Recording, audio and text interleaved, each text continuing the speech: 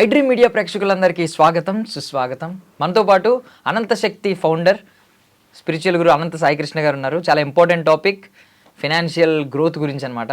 అందరూ ఖచ్చితంగా చూడండి. హాయ్ సార్, బాగున్నారా? బాగున్నామండి, మీరు బాగున్నారా? చాలా బాగున్నాను sir. So first of all ప్రతి ఒక్కరికి ఉండేదే ఎలా అయినా లైఫ్లో ఎదగాలి, డబ్బు బాగా సంపాదించాలి అని, డబ్బుని అట్రాక్ట్ చేయాలి అని ఉంటుంది. బట్ ప్రతి ఒక్కరం కూడా ఆర్థికంగా సమస్యలు ఎదుర్కొంటున్న వాళ్ళే, ఇంక్లూడింగ్ మీ అందరం కూడా. బట్ మీరు చెప్తారంటే కొన్ని క్లాసెస్ ద్వారా మీ ప్రోగ్రామ్స్ ద్వారా చాలామందికి మార్పుని తీసుకొచ్చాం, ఫైనాన్షియల్గా వాళ్ళ గోల్స్ని వాళ్ళు అచీవ్ అయ్యేలా చేసామని చెప్పి. ఎలా సార్ అసలు క్లాసెస్ ద్వారా మనిషిలో మార్పు ఎలా వస్తుంది? ఆ ప్రోగ్రామ్స్లో ఏం చెప్తారు? ఫస్ట్ ఫైనాన్షియల్ ప్రాబ్లం వచ్చి మా దగ్గర అనంత కుబేర క్రియ అని ఉంటుందండి.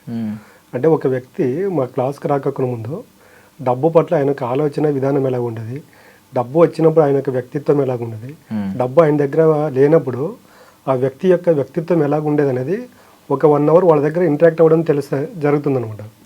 అక్కడ అలా ఇంటరాక్ట్ అయినప్పుడు ఏం జరుగుతుందంటే వాళ్ళు ఏదైనా ఉన్న అక్కడ ఒక హెల్దీ క్రియేషన్ అనేది అక్కడ క్రియేట్ అవుతుంది.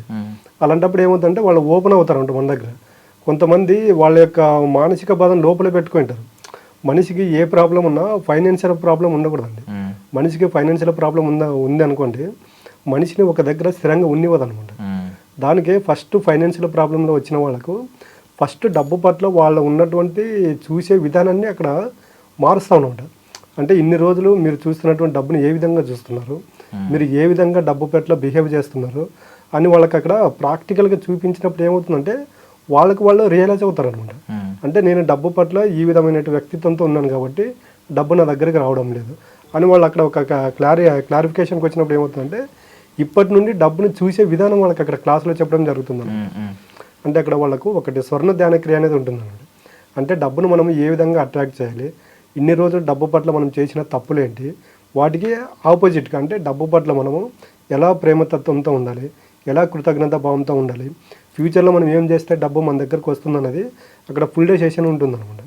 అంటే డబ్బు ఎలాగుంటుందన్నట్టు చూడండి, ఇప్పుడు ఒక్కసారి మనము ప్రతిరోజు ఇప్పటికీ మనము జన్మ తీసుకున్నప్పటి నుండి ఈ క్షణం వరకు డబ్బు అనేది ప్రతిరోజు ప్రతినిత్యం ప్రతి నిమిషం మనకు ఉపయోగపడుతూనే ఉంది. డబ్బు మనకు పడేదానికన్నా డబ్బును మనము దూషించేది ఎక్కువైపోయింది. కానీ డబ్బు మనకు ప్రతిరోజు నిత్యం మనకు ఉపయోగపడుతుంది అనేది మనిషి అది మర్చిపోయి ఏదో ఒక రోజు టయానికి మన దగ్గరికి డబ్బు రాలేకపోతే ఆ రోజు అంతా డబ్బును తిడుతూనే ఉంటాడు. యద్భావం తద్భవతి. నీవు దేనిపైన అయితే ఎటువంటి అభిప్రాయంతో ఉన్నావో అదే నీ జీవితంలోకి వస్తుందనే సత్యం అక్కడ వాళ్ళకి చెప్పడం జరుగుతుంది అనమాట. అంటే విత్ ప్రాక్టికల్గా చూపిస్తాం వాళ్ళకు డబ్బు పట్ల మనం చేస్తున్న పొరపాట్లు ఏంటి. ఈ విధంగా ఉన్నప్పుడు ఏమవుతుందంటే ఒక డబ్బుని క్రియేట్ చేసుకొని ఆ మనిషి చుట్టూ డబ్బుని ఎప్పుడైతే నెగిటివ్గా చూస్తాడో ఆ మనిషికి హెల్త్ పాడవుతుంది, రిలేషన్ పాడవుతుంది అనమాట. ఫైనాన్షియల్ మెయిన్ ఈ 3 ప్రాబ్లంలో ఫైనాన్షియల్ ప్రాబ్లం అనేది మెయిన్ ఉంటుందండి. కాబట్టి మనం ఫైనాన్షియల్ ప్రాబ్లం క్లాస్లో కుబేర క్రియ ద్వారా ఇవన్నీ డబ్బుకు సంబంధించినటువంటి వాల్యూస్, ఎథిక్స్ వాళ్ళకి చెప్పడం జరుగుతుందండి. సో అనంత కుబేర క్రియ అంటే ముందు అంటే డబ్బు బిహేవియర్ తెలుసుకోవాలంటే ముందు మన బిహేవియర్ ఎలా ఉంది అనేది తెలుసుకుని తర్వాత డబ్బు బిహేవియర్ తెలుసుకుని అట్రాక్ట్ చేసుకోవాలి. అదేనండి. సో అదైతే రివీల్ చేస్తారు. స్వర్ణ ధ్యాన క్రియ అని ఒకటి అన్నారు, అదేంటండి? రెండింటికి డిఫరెన్స్ ఏమన్నా ఉందా? అనంత కుబేర క్రియ అంటే మేము పెట్టే క్లాస్ పేరు అండి, డబ్బుకు సంబంధించిన క్లాస్. ఆ క్లాస్కి వచ్చిన వాళ్ళకి స్వర్ణ ధ్యాన క్రియ అనేది వాళ్ళకి ఒక 1/2 అవర్ 1 అవర్ మెడిటేషన్ ఉంటుంది. Okay okay. స్వర్ణం అంటే మనం బంగారం, స్వర్ణాన్ని మనం సాంస్క్రిట్ లో స్వర్ణం అంటాం మనం. అంటే ఇక్కడ సంపద, ఐశ్వర్యం అనేది ఇప్పుడు మనము డబ్బు రూపంలో చూస్తున్నాము. కానీ మనకు యుగాలు త్రేతయుగము, ద్వాపరయుగం ఈ యుగాల్లో కూడా అక్కడ డబ్బు చలామణిలో ఉండేది కదా. అక్కడ అంతా స్వర్ణం యుగంలో చలామణిలో ఉండేది. అంటే వాళ్ళు ఆ రోజు డబ్బు పట్ల వాళ్ళు ఎటువంటి ఆలోచనలతో ఉన్నారు, వాళ్ళు ఎందుకు అంత ఆనందంగా ఉన్నారు అనేది మనము ఇతిహాస పురాణాల నుంచి సబ్జెక్ట్ తీసుకురావడం జరిగింది అనమాట. అంటే ఈ స్వర్ణ ధ్యాన క్రియను చేస్తూ మనం ఈ పంచభూతాలకి అసెంట్ చేయడం జరుగుతుంది. ఒక వ్యక్తిని నువ్వు కూర్చొని ఈ రోజు క్లాసుకు వచ్చి నువ్వు రేపటి నుండే డబ్బు పట్ల నీ బిహేవియర్ మార్చుకుంటే మార్చుకోడు. ఎందుకంటే ఈ క్లాసుకు వచ్చిన రోజు 1 డే ఫుల్ సెషన్ ఉన్నా మరి బయటకు వెళ్ళిన తర్వాత అవే ఫైనాన్షియల్ ప్రాబ్లమ్స్ వాళ్ళు గుర్తొస్తూ ఉంటాయి. అలా రాకుండా మనం ప్రతిసారి ఈ పంచభూతాలు 40 రోజులని మాట్లాడుకుంటుంటాం కదా, వాళ్ళకి తెలియకుండానే ఈ పంచభూతాలకు వాళ్ళకి రోజుకు వాటికి అసెంట్ చేయడం జరుగుతుంది అనమాట. అంటే ఈ డబ్బు కంటే ముందు వాళ్ళకు పంచభూతాల యొక్క వాల్యూ వాళ్ళకి తెలియజేస్తాము. అంటే త్రేతయుగము, ద్వాపరయుగము ఈ యుగాల్లో కృతయుగంలో పంచభూతాలు ఏ విధంగా ఉన్నాయి, వాటిని ఉపయోగించుకొని మనిషి ఎందుకు అంత సంతోషంగా ఉన్నాడు అనేది వాటి యొక్క వాల్యూ తెలియజేస్తూ ఈ కలియుగంలో ఈ పంచభూతాలను మనిషి ఎందుకు మర్చిపోయాడు, ఎందుకు ఈ కష్టాలు బాధలను వీళ్ళకి తెలియజేస్తూ ఈ పంచభూతాలకు ఫైనాన్షియల్ ప్రాబ్లంకు మనం కనెక్ట్ చేస్తాం అనమాట. ఈ స్వర్ణ ధ్యాన క్రియను మనం 41 రోజులు వాళ్ళపైన అప్లై చేయడం జరుగుతుంది.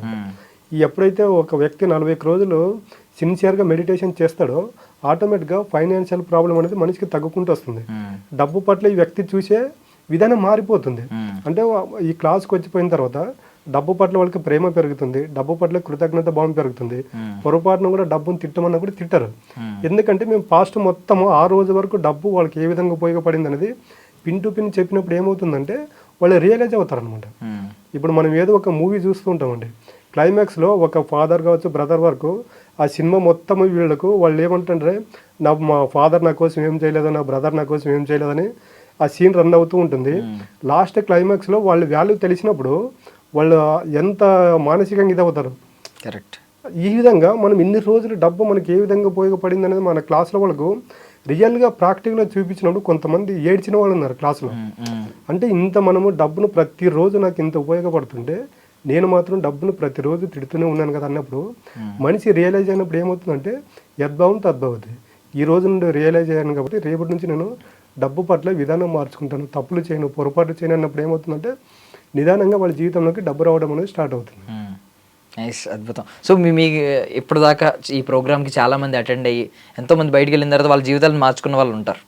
సో మీకు వచ్చిన టెస్టిమోనియల్స్ ఉంటాయి, మళ్ళీ వాళ్ళ గ్రాటిట్యూడ్ చెప్తా ఉంటారు ఫోన్ చేసి. మీకు మీతో పంచుకున్న సందర్భాలు ఏమన్నా కొన్ని షేర్ చేస్తారండి? చాలా మంది ఉన్నారండి. కొంతమంది డబ్బు ఉండే కూడా వాళ్ళు మానసికంగా, అంటే డబ్బు ఉన్నా కూడా డబ్బును వాళ్ళు ఎలా ట్రీట్ చేయాలో తెలియక డబ్బును అలాగే పెట్టిన వాళ్ళు చాలా మంది ఉన్నారు.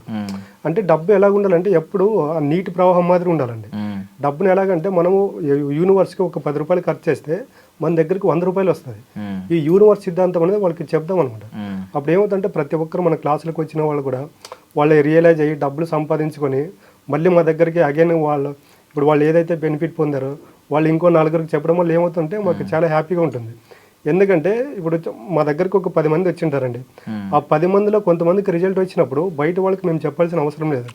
అంటే వాళ్ళే అంటే మౌత్ టాక్ అనమాట. వీళ్ళ దగ్గర పోతే డబ్బు పట్ల ఈ విధమైనటువంటి వ్యక్తిత్వంతో ఉంటారు, ఈ విధమైనటువంటి వ్యక్తిత్వాన్ని మారుస్తారు అన్నప్పుడు ఏమవుతుందంటే ఇప్పుడు ఒక వ్యక్తికి ఆకలి వచ్చినప్పుడు ఏమవుతుందంటే మనం ఆ పూట భోజనం పెడితే ఆ పూట ఆకలి తీరిపోతుంది. కానీ ఒక వ్యక్తికి మేము లైఫ్ టైం చెప్పేస్తామంట డబ్బు గురించి, హెల్త్ గురించి, రిలేషన్ గురించి. అట్లాంటప్పుడు ఏమవుతుందంటే ప్రతిదాన్ని మనం కమర్షియల్ వేలో చూడలేమండి. ఒక వ్యక్తి మన దగ్గర రియలైజ్ అయ్యి వాళ్ళు ఆనందంగా ఉంటే అది చాలా అనుకుంటామండి. కాబట్టి ఈరోజు మన క్లాసులకి ఇంతమంది రావడం జరుగుతుంది. సో మీరు ఒక మాట అన్నారంటే ప్రవాహం, నదీ ప్రవాహంలో ఉండాలి డబ్బు అనేది, ఖర్చు పెట్టాలి మళ్ళీ తిరిగి 100 రూపాయలు రావాలి, ఇలా ఉండాలని చెప్పారు. నేను కొంతమంది గురించి అన్నాను, పిల్లికి కూడా బెచ్చం పెట్టడరా అని చెప్పి. అంటే ఎలా అంటే ఒక పెద్ద యాక్టర్ అండి, ఎన్నో 100 సినిమాలు చేశాడు, చాలామంది అభిమానులు ఉన్నారు.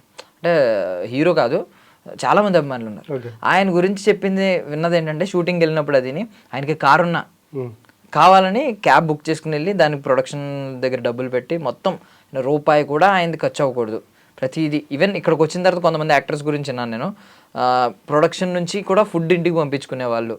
ఇక్కడ ఏమన్నా ఒకప్పుడు సిగరెట్ ప్యాకెట్స్ ఇస్తుంటే అవి కూడా ఇక్కడ తీసుకెళ్ళి బయట అమ్ముకుని, ఇలాంటి కొన్ని ఘటనలు కూడా విన్నాను నేను. సో ఇలాంటి వాళ్ళని డబ్బు అట్రాక్ట్ చేస్తుంది అసలు? ఖచ్చితంగా అండి, డబ్బు అట్రాక్ట్ చేస్తుంది. ఇక్కడ డబ్బుది తప్పు అనేది లేదండి. అసలు నువ్వు డబ్బు పట్ల ప్రేమతో కృతజ్ఞత ఉన్నావు, నీ దగ్గరికి డబ్బు వస్తుంది. కానీ అక్కడ ఈయన చేస్తున్నాడు చూడండి, సిగరెట్ ప్యాకెట్లు తీసుకెళ్లడము, ఇక్కడ నుండి ఫుడ్ తీసుకెళ్ళడము, క్యాబ్ బుక్ చేసుకోవడం, ఏమవుతుందంటే ఇవన్నీ యూనివర్సిటీ సిద్ధాంతానికి అగెనిస్ట్ ఉంటాయి. అలాంటప్పుడు ఏమవుతుందంటే ఏదో ఒక రోజు వీటన్నిటికి ఇప్పుడు అక్కడంతా యూనిట్ వాళ్ళు బాధపడినప్పుడు వాళ్ళ యొక్క బాధకు కారణం ఈయనే కదా. అలాంటప్పుడు ఏం చేస్తుంటే ఆ కర్మ అనేది ఈయన పైన పని చేస్తుంది. అలాంటి వాళ్ళు మీరు బాగా అబ్జర్వ్ చేస్తే చూడండి, వాళ్ళు నెక్కప్మెంట్లో చాలా ఇబ్బందులు పడి ప్రాణాలు కోల్పోయిన వాళ్ళు ఉన్నారు. అంటే వాళ్ళ ఆ క్షణం వరకు నేను చేసింది కరెక్ట్ అని వాళ్ళు అనుకోవచ్చు, కానీ నీ ద్వారా ఎంతమంది మానసికంగా బాధపడుతున్నారు అనేది తెలుసుకుంటే మాత్రం తప్పులు చేయరండి. అది తెలియక వాళ్ళు తప్పులు చేశారు కాబట్టి దానికి సంబంధించిన ప్రతిఫలం వాళ్ళు ప్రాణం పోయే లోపల 100% అనుభవిస్తారండి. బట్ ఆ విషయం తెలియదు అనమాట. Thank you sir, thank you so much. చాలా ఇంపార్టెంట్ విషయాలను చెప్పారు. సో మేము కూడా మీ ధ్యాన క్రియకి, ఆ స్వర్ణ ధ్యాన క్రియలో పాల్గొవాలనుకుంటున్నాం. థ్యాంక్ యూ అండి. తవ్వండి, తవ్వుతూనే శివలింగం సరే దాన్ని అట్లా కప్పేసేయండి, చూపించదండి. కృష్ణ ఇస్ దేర్, మూర్తి పూజ కాదు, సాక్షాత్ బ్రజేంద్ర నందన భగవాన్ ఉన్నారు మూర్తిలో. ఏమీ ఆశించకుండా ఆరాధించే వాళ్ళు కూడా ఉన్నారా ప్రభుజీ? నిజమైన భక్తి అంటే మనకు తెలియదు కాబట్టి